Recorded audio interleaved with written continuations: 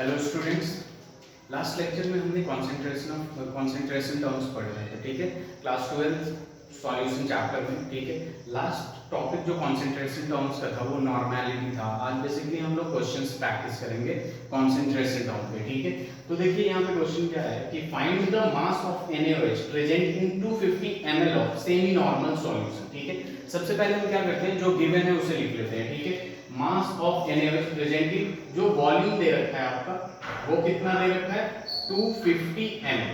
ठीक है, 250 ml। अब यहाँ पे दे रखा है सेमी नॉर्मल सॉल्यूशन। ठीक है, सेमी नॉर्मल सॉल्यूशन देखिए ये यहाँ पे बहुत ही बेसिक सा टर्म यूज होता है, semi normal, deci normal, centi normal और बाई नॉर्मल। ठीक है, जब हम बात करते हैं सेमी नॉर्मल का मतलब होता है 1/2। सेमी का मतलब हाफ, तो यहाँ पे नॉर्मैलिटी जो है वो कितना गिवन है 1/2 n। ठीक है, देखिए यहाँ पे अभी डिस्कस कर लेता हूं मैं। जैसे मान लीजिए आपको दे दिया सेंटी नॉर्मल। ठीक है, सेंटी नॉर्मल का मतलब क्या हो गया 1/100 नॉर्मैलिटी दे दिया। अगर डेसी नॉर्मल की बात करते हैं तो deci normal is equal to क्या हो जाएगा 1/10 n हो जाएगा। अगर बाई नॉर्मल की बात करते हैं तो bi normal is equal to क्या हो जाएगा आपका 2n हो जाएगा। ठीक है, तो यहाँ पे नॉर्मैलिटी के टर्म में भी ये सारी चीजें यूज हो सकती हैं और मोलैरिटी के भी टर्म में यूज हो सकती हैं, जैसे सेंटी मोलैरिटी, मोलैरिटी। ठीक है, डेसी मोलैरिटी और बाई मोलैरिटी और सेमी मोलैरिटी। ठीक है, तो यहाँ देखिए सेमी नॉर्मल का मतलब 1/2 है। ठीक है, यहाँ पे गिवन है नॉर्मैलिटी का, तो नॉर्मैलिटी का फॉर्मूला अगर हम लगाएं तो यहाँ क्या आता है number of gram equivalent, number of gram equivalent of solute, number of gram equivalent of solute divided by volume of solution in litre. ठीक है, लीटर में होना चाहिए, यानी ये जो वॉल्यूम ऑफ सॉल्यूशन दे रखा है इसको हम लीटर में कन्वर्ट कर लेंगे।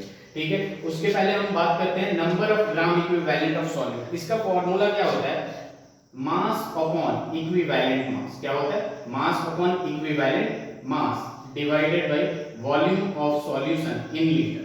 ठीक है, इस बात को ध्यान दीजिएगा कि यहाँ पे क्या आ जाएगा आपका n, normality, mass upon equivalent mass. अब देखिए यहाँ पे क्या है NaOH है। NaOH का जो इक्विवेलेंट मास है वो कैसे निकालते हैं, इक्विवेलेंट मास ऑफ NaOH की जब बात करते हैं तो यहाँ पे क्या आएगा आपका molar mass of NaOH which is equal to 40 upon में इसका n फैक्टर, तो OH एक ही है तो यहाँ पे क्या आ जाएगा 1, यानी इसका जो इक्विवेलेंट मास है वो क्या आ जाएगा 40 आ जाएगा। अब यहाँ वैल्यू पुट करते हैं, नॉर्मैलिटी का वैल्यू कितना है 1/2 है, मास तो हमें निकालना है m और इक्विवेलेंट मास कितना आ गया आपका 40 और वॉल्यूम इन लीटर 250 ml दे रखा है, इसको लीटर में कन्वर्ट कर देंगे 1000। ठीक है, अब इसे सॉल्व करते हैं तो ये 25 4 जब 100 हो जाएगा।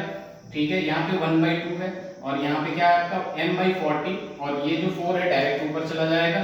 ठीक है, और यहाँ से सॉल्व कर लेंगे तो 2 5 10, यानी मास ऑफ NaOH कितना आ गया आपका 5 ग्राम आ गया। ठीक है, तो ये नॉर्मैलिटी पे एक बेसिक सा क्वेश्चन था। ठीक है, आई होप आप लोगों को समझ में आ गया हो। ठीक है, नेक्स्ट क्वेश्चन की तरफ आते हैं। 18% of weight by volume solution of urea, molar mass जो यूरिया का दे रखा है 60 इज 1m, m का मतलब मोलैरिटी। ठीक है, 2m, 0.3m एंड 3m। ठीक है, इस क्वेश्चन को सॉल्व करते हैं। सबसे पहले ये देखिए यहाँ गिवन क्या है 18% वेट बाय वॉल्यूम। इसका मतलब क्या है कि वेट बाय वॉल्यूम, इसका मतलब ये है कि 18 gram of solute, 18 gram of solute present in 100 ml, क्योंकि नीचे क्या है वॉल्यूम है तो यहाँ क्या आएगा 100 ml ऑफ सॉल्यूशन। ठीक है, यहाँ रिफ्लेक्शन की वजह से कुछ पार्ट अगर दिखाई ना दे रहा हो तो मैं इसके रीड कर रहा हूँ दोबारा। 18% वेट बाय वॉल्यूम का मतलब ये है 18 gram of solute present in 100 ml of solution. ठीक है, हमें निकालना क्या है मोलैरिटी निकालना है। मोलैरिटी इज इक्वल टू क्या होता है number of moles of solute, number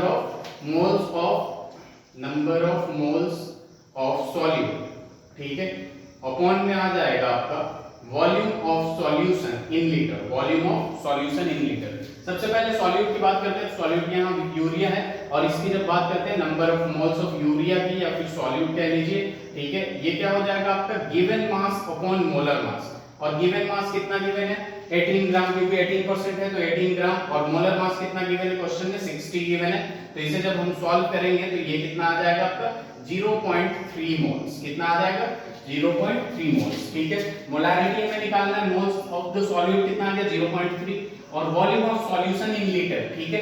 18 gram of solute present in 100 ml of solution, यानी ये जो सॉल्यूट प्रेजेंट है वो कितने वॉल्यूम ऑफ सॉल्यूशन में प्रेजेंट है 100 ml ऑफ सॉल्यूशन, और इसको किस में कन्वर्ट करना है लीटर में कन्वर्ट करना है, तो ये रहा आपका 10 ऊपर चला जाएगा, यानी 0.3 into 10 which is equal to कितना आ जाएगा 3m। तो अपना राइट आंसर कौन सा है डी, ठीक है। इसको उतार लीजिए, कॉपी कर लीजिए या फिर स्क्रीनशॉट ले लीजिए, हम आगे बढ़ते हैं।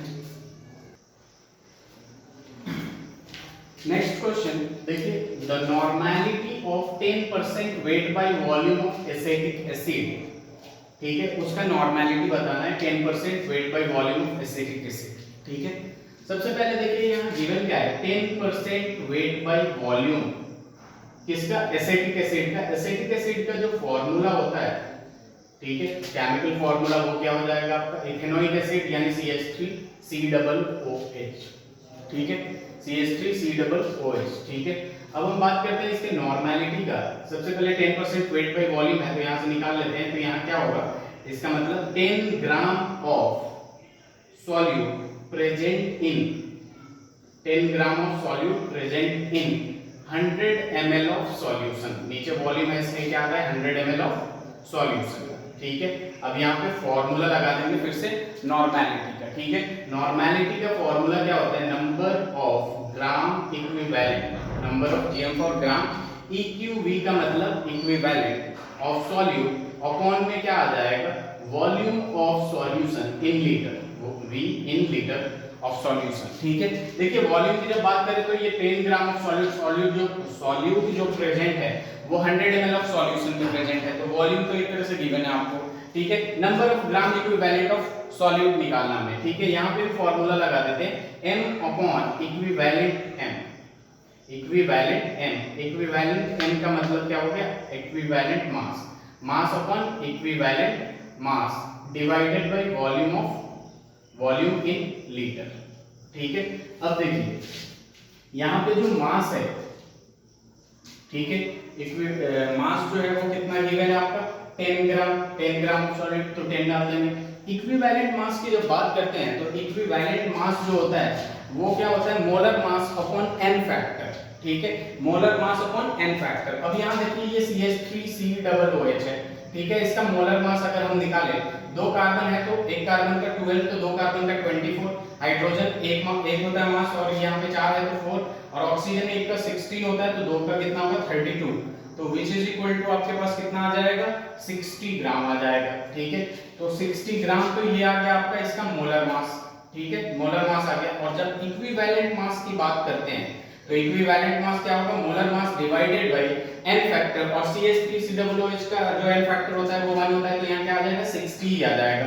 तो यहाँ पे क्या आ जाएगा इक्विवेलेंट मास 60, और वॉल्यूम इन लीटर की जब बात करते हैं तो यहाँ पे वॉल्यूम इन लीटर 100 ml दे रखा है, डिवाइडेड बाय लीटर में कन्वर्ट करेंगे तो कितना आएगा 1000। ये दोनों कैंसिल हो जाएंगे और ये दोनों कैंसिल हो गए, तो यहाँ क्या है 1/6 10 ऊपर जाएगा।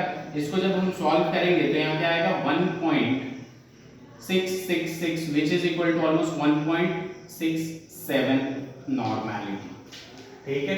तो इसको आप कॉपी कर लीजिए या फिर स्क्रीनशॉट ले सकते हैं, लेकिन इसका नोट्स जरूर बनाइएगा, ठीक है। मैं दोबारा बता देता हूँ 10% वेट बाय वॉल्यूम यानी 10 gram of solute present in 100 ml of solution, हमें निकालना क्या था normality, number of gram equivalent of solute upon volume of solution in litre.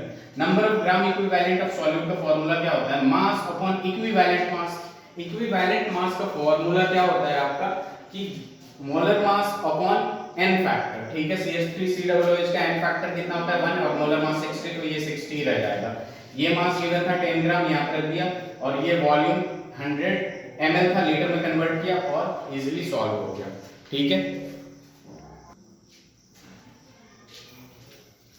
Next question की तरफ बढ़ते हैं। ये क्वेश्चन बहुत ही इजी है और मोल फ्रैक्शन पे, ठीक है। देखिए क्वेश्चन कहता क्या है, calculate the mole fraction of ethyl alcohol in water. Water और इथाइल अल्कोहल का मोल फ्रैक्शन निकालना है in a solution containing 46 gram of ethyl alcohol and 36 gram of water, ठीक है। देखिए मोल फ्रैक्शन का जो फॉर्मूला होता है, ठीक है, उसमें मोल्स निकालना होता है सबसे पहले, ठीक है। तो यहाँ पे देखिए सबसे पहले हम क्या करेंगे, moles of ethyl alcohol. Ethyl alcohol का क्या होता है, C2H5OH। केमिकल फार्मूला क्या होता है, C2H5OH इज इक्वल टू क्या होता है, given mass upon molar mass, ठीक है। गिवन मास अगर देखें हम इथाइल अल्कोहल का, तो ये कितना गिवन है, 46 ग्राम। और मोलर मास अगर इथाइल अल्कोहल का निकालना चाहें हम, तो ये यहाँ देखिए C2H5OH है, ठीक है। एक कार्बन का 12, दो कार्बन का 24, हाइड्रोजन का 1, तो यहाँ 6 है हाइड्रोजन, और ऑक्सीजन का कितना होता है, 16 होता है। तो ये कितना हो जाएगा, 46 ग्राम ही हो जाएगा मोलर मास, ठीक है। तो ये 46 यानी इसका जो मोल आया वो कितना आ गया आपका, 1 आ गया, ठीक है। यहाँ पे मोल्स ऑफ C2H5OH और मोल्स ऑफ H2O की जब बात करते हैं तो given mass upon molar mass. Given mass जो दे रखा है वो 36 दे रखा है, और H2O का जब हम मोलर मास निकालते हैं तो 2 + 16 which is equal to 18। Oxygen, एक ऑक्सीजन का 16 होता है, एक हाइड्रोजन का 1 होता है, तो 2 हाइड्रोजन था इसलिए 2। तो यहाँ पे हाइड्रोजन का जो मोल होगा वो कितना आ गया, 2 मोल्स आ गया। अब हम बात करते हैं कि mole fraction of C2H5OH which is equal to, हमें फॉर्मूला पता है, moles of C2H5OH divided by moles of H2O plus moles of C2H5OH, ठीक है। तो यहाँ पे देखेंगे जब हम मोल्स ऑफ C2H5OH क्या है आपका 1, और ये क्या है H2O का 2 + 1 विच इज इक्वल टू 1/3। तो यहाँ पे जो आपका मोल फ्रैक्शन आया है C2H5OH का, वो कितना आया आपका 1/3, ठीक है। इधर ध्यान से देखिए, मोल फ्रैक्शन ऑफ C2H5OH कितना आया है, 1/3। अब देखिए वाटर का निकालना है तो आप दो तरीके से निकाल सकते हैं, या तो यही फॉर्मूला अप्लाई कर दीजिए मोल फ्रैक्शन ऑफ H2O का, कि वो H2O का मोल फ्रैक्शन क्या होगा, moles of H2O which is equal to 2 upon moles of H2O plus moles of C2H5OH यानी 2/3। या फिर दूसरा तरीका ये है कि एक का निकल गया तो दूसरे का निकालने के लिए mole fraction of H2O is equal to 1 से माइनस कर देंगे पहले वाले को, तो ये भी इजीली आ जाएगा, ठीक है, ठीक है। क्योंकि हमें पता है कि सबके सम जो होते हैं मोल फ्रैक्शन के, ठीक है, एक कंटेनर में अगर 2 गैसेज हैं उनके मोल फ्रैक्शन का सम कितना होगा, 1 होगा, टोटल कितना होगा, 1 होगा। इस वजह से इस क्वेश्चन को कॉपी कर ले या स्क्रीनशॉट ले लें। देखिए यहाँ एक कॉन्सेंट्रेशन टर्म में ही जब मोलैरिटी की बात करते हैं तो एक नया टॉपिक देखते हैं, मोलैरिटी इन डाइल्यूशन, ठीक है। मोलैरिटी इन डाइल्यूशन का मतलब यहाँ पे देखिए ये वाला फॉर्मूला की बात कर रहा हूँ मैं, M1V1 = M2V2। आप बहुत सारे बुक्स में देखेंगे या यूज किया हुआ सॉल्यूशन जब देखेंगे तो ये फॉर्मूला यूज किया हुआ होता है, ठीक है। ये कहाँ से आता है इसी की बात करते हैं हम, ठीक है। इसमें इंपॉर्टेंट क्या है, ये फॉर्मूला इंपॉर्टेंट है, ठीक है। मैं इसको बता रहा हूँ कि ये एक्चुअल में आया कहाँ से। देखिए जैसे 2 कंटेनर है, ठीक है, ये एक कंटेनर है जिसका मोलैरिटी M1 है और इसका वॉल्यूम V1 है, और यहाँ पे जो आपका नंबर ऑफ मोल्स है N है, ठीक है, नंबर ऑफ मोल्स N है, ठीक है। दूसरे की जब बात करते हैं तो यहाँ पे आपका M2 है और यहाँ पे क्या है V2 है, और यहाँ नंबर ऑफ मोल्स N है, ठीक है। एक्चुअल में वो ये रहा है कि हम इसमें सॉल्वेंट मिला दे रहे हैं, ठीक है, वाटर की क्वांटिटी सॉल्वेंट की क्वांटिटी बढ़ा दे रहे हैं, लेकिन सॉल्यूट तो उतना ही है, तो नंबर ऑफ मोल्स तो दोनों में क्या होंगे आपके, सेम ही होंगे, ठीक है। यानी वॉल्यूम बढ़ा रहे हैं हम, जब वॉल्यूम बढ़ाएंगे तो मोलैरिटी क्या होगी, डिक्रीज होगी, ये तो अंडरस्टूड है। वॉल्यूम बढ़ाएंगे तो मोलैरिटी क्या होगी, डिक्रीज होगी, ठीक है। अब देखिए इस केस के लिए ये पहला केस है और ये दूसरा केस है, ठीक है।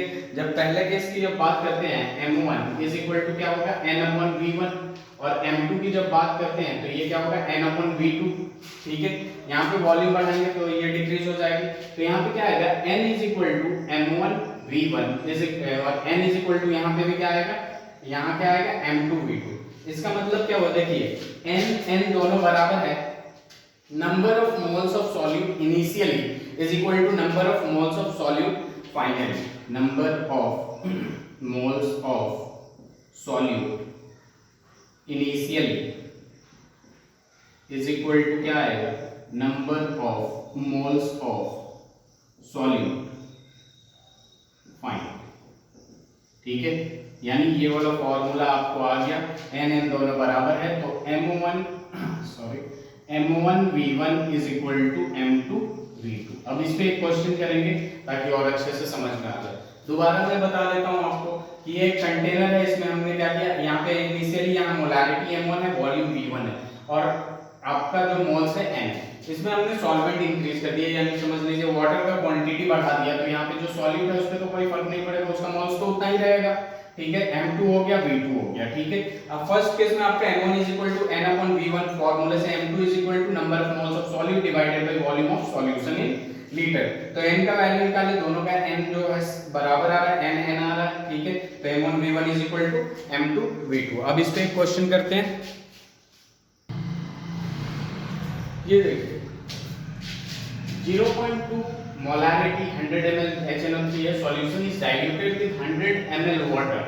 Find the new molarity। देखिए एक कंटेनर है जिसका जो वॉल्यूम है, सॉरी मोलारिटी है, स्टार्टिंग का 0.2 m दे रखा है और v दे रखा है 100 ml। ठीक है, इसी कंटेनर में हमने क्या किया कि जो v2 है, ठीक है, v2 कहने का मतलब ये है 100 ml और इंक्रीज कर दिया है, तो 100 ml ऑलरेडी था, तो ये कितना हो गया 200 ml। अब इसका जो m2 पूछ रहा है कि m2 क्या होगा, हमें फॉर्मूला पता है कि m1 v1 is equal to क्या होता है m2 v2। ठीक है, m1 की जब बात करते हैं हम तो यहाँ क्या आएगा m1 0.2 into 100 which is equal to m2 into 200। ठीक है, m2 की जब बात करते हैं यहाँ देखिए एक इससे ये चला जाएगा तो यहाँ क्या आएगा 20 आ जाएगा, डिवाइडेड बाय ये क्या आ जाएगा 200 आ जाएगा, एक जीरो से एक जीरो कैंसिल, यानी 0.1 m। और जैसे कि मैंने बताया था कि वॉल्यूम इंक्रीज कर रहे हैं हम तो मोलारिटी डिक्रीज कर रहे हैं, तो आप देख सकते हैं कि पहले में वॉल्यूम 100 ml था तो मोलारिटी 0.2 m था, दूसरे में वॉल्यूम 200 ml हुआ तो मोलारिटी कितना आया 0.1 m। ठीक है, यहाँ इस वाले पार्ट में एक कंटेनर बनाया हूं मैं जिसका वैल्यू लिखा हूं m1 is equal to 0.2 m, जैसे ये है जो गिवन है क्वेश्चन। ठीक है, अगर रिफ्लेक्शन से दिखाई ना दिया हो इसलिए बताया हूं मैं दोबारा। यहाँ देखिए मोलारिटी ऑफ मिक्सचर की बात करते हैं। ठीक है, यहाँ एक नया फॉर्मूला निकल के आएगा जिसे आपको ध्यान में रखना है, और वो कहाँ से आया ये बताऊंगा मैं तो और इजी हो जाएगा आप लोगों के लिए। देखिए मोलारिटी ऑफ मिक्सचर में क्या होता है कि जैसे मान लीजिए दो कंटेनर है, ठीक है, ये एक कंटेनर हो गया, इसका जो मोलारिटी है m1 है और इसका जो मोलारिटी है v1 है, और यहाँ पे n1 इसका नंबर ऑफ मोल्स है। ठीक है, प्लस दूसरा जो कंटेनर है उसमें क्या है m2 है और v2 है, और इसका जो नंबर ऑफ मोल्स है, वहां क्या था नंबर ऑफ मोल्स कांस्टेंट था और यहाँ पे नंबर ऑफ मोल्स डिफरेंट है। ठीक है, इसमें हमने क्या किया कि दोनों को मिक्स कर दिया, दोनों को मिक्स करने के बाद एक बड़े कंटेनर में हमने डाल दिया जिसका नंबर ऑफ मोल्स क्या हो गया n हो गया, और यहाँ पे जो मोलारिटी हो गया m हो गया, और वॉल्यूम जो है वो कितना हो गया आपका v1 प्लस v2। क्या हो गया आपका v1 प्लस v2। यहाँ पे नंबर ऑफ मोल्स की टोटल नंबर ऑफ मोल्स की बात करते हैं तो यहाँ क्या आएगा n1 प्लस n2। ठीक है, विच इज इक्वल टू, अब देखिए जब मोलारिटी की बात करते हैं, ठीक है, n is equal to n1 plus n2 आ गया, और यहाँ पे n is equal to m into v। ठीक है, ये कहां से आया, m is equal to n by v होता है, n क्या है आपका n है n1 प्लस n2 और v क्या है आपका v1 प्लस v2। ठीक है, तो हम कर क्या रहे हैं m1 v1 plus m2 v2 is equal to m into v1 plus v2। ठीक है, तो यहाँ पे क्या हो जाएगा आपका m1 v1 plus m2 v2 is equal to क्या हो जाएगा m into v1 plus v2। और यहाँ पे जब मोलारिटी फाइनल मोलारिटी की बात करते हैं तो वो जब निकालेंगे हम तो यहाँ एक फॉर्मूला आता है m is equal to m1 v1 plus m2 v2 divided by v1 plus v2। ठीक है, इसे आप लोग कॉपी कर लीजिए।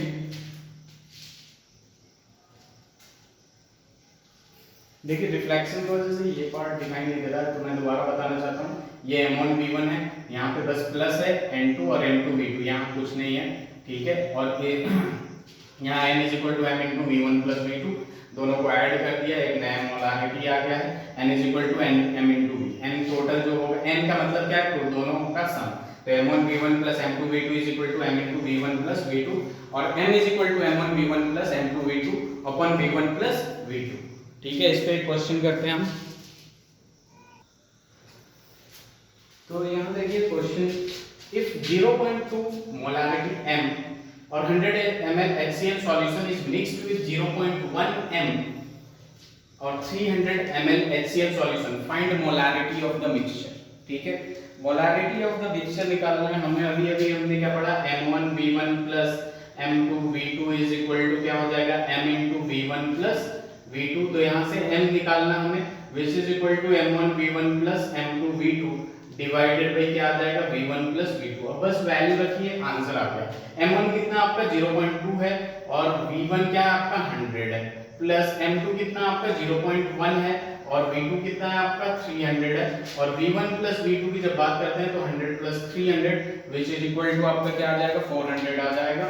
अब यहाँ पे सॉल्व कर लेंगे तो यहाँ क्या आ जाएगा आपका 20 आ जाएगा, यहाँ पे क्या आ जाएगा 30 आ जाएगा, डिवाइडेड बाई क्या आ जाएगा 400 आ जाएगा, यानी 50/400। तो यहाँ से हम सॉल्व कर लेंगे तो ये क्या आ जाएगा 1/8 m आ जाएगा। मोलैरिटी यहाँ कितना आ जाएगा 1/8 m। ठीक है, आई होप कि आप लोगों को सब समझ में आ रहा है।